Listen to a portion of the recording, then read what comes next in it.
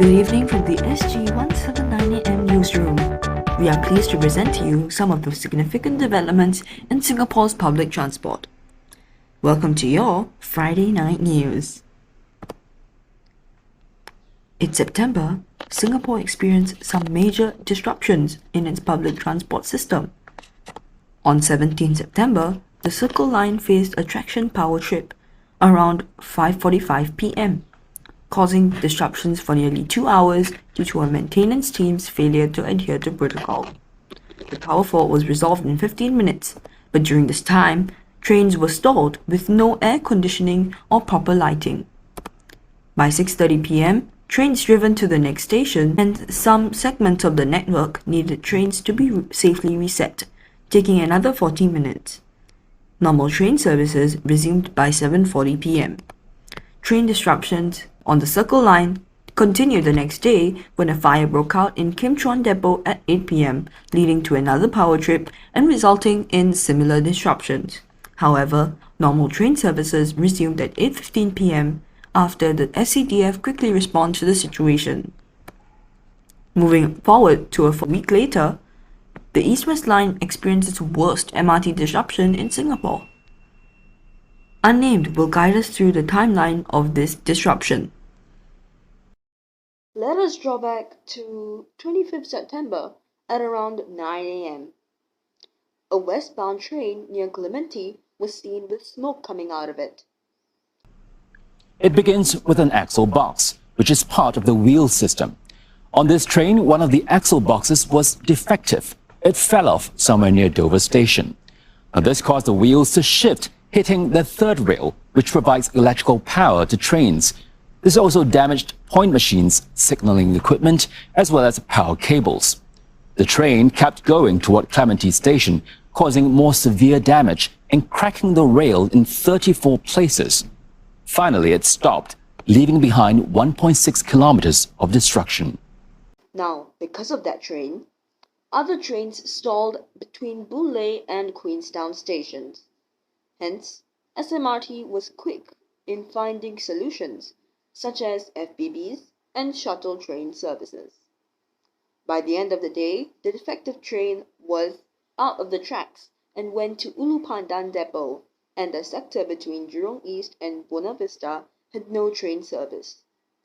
Commuters and SMRT, all the same, thought that this was the regular MRT disruption. They were prepared to resume normal train services by 27 September. Of course, during this time was the PSLE period, so some students taking PSLE were affected by the disruption. For these students, free taxi rides were activated.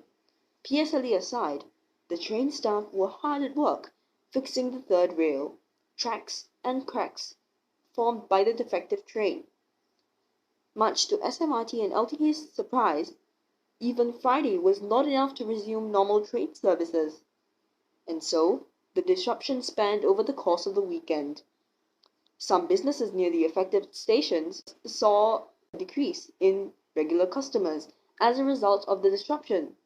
Now, the projected day for regular train services was 30th September. The day before, stress tests and other tests were carried out in the train, and the 34 tracks were fixed.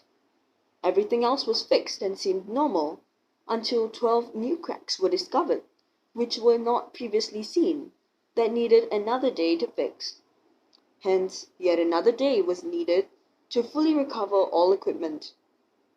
By the end of the day, LTA had announced the good news that the train services would finally be resumed after 6 days. Now, westbound trains services would run at a slower speed of 40 kilometers per hour to ensure commuter safety until 3rd October.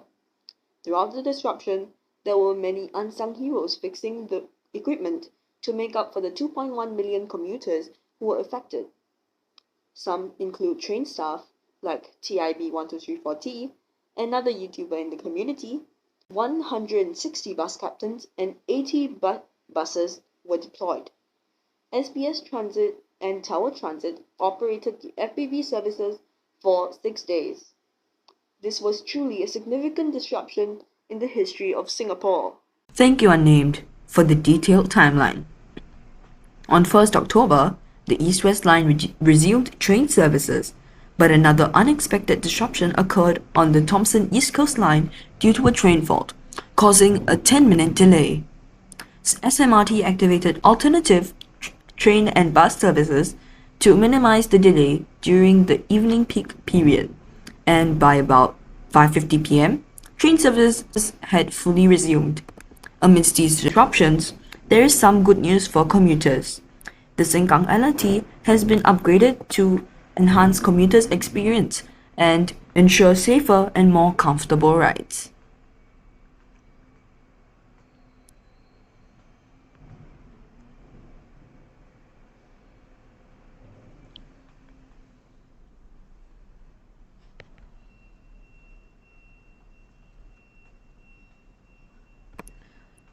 Shifting our focus to buses, the second tranche of the operations handover to Jurong West has been completed, resulting in longer frequencies and new bus deployment patterns.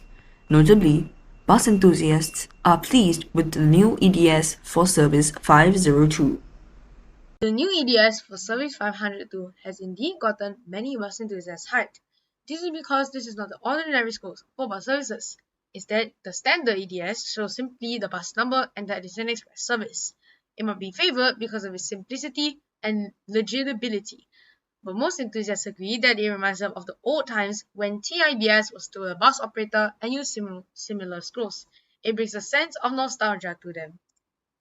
In addition, a new weekday peak hour city direct bus service 673 will launch on Monday as part of the Bus Connectivity Enhancement Program, connecting Punggol West and Sumang to the Central Business District, aiming to ease peak hour demand on the Northeast Line.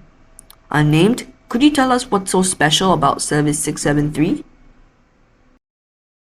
Service 673 is the first City Direct bus service introduced since 2016. It is part of the Travel Smart Journeys Northeast Line scheme. This means that if commuters switch from the Northeast Line to Service 673, they can earn cashback in the form of e-transport vouchers worth $1 per trip. Needless to say, this service is an initiative as part of BCEP that will attract many commuters who may mostly take the train to take the bus more often. In a remarkable milestone, this year marks the 10th anniversary of the Thoughtful Bunch mascots. To honor this occasion, LTE has collaborated with Bread Talk to introduce buns inspired by these beloved mascots, available exclusively in October.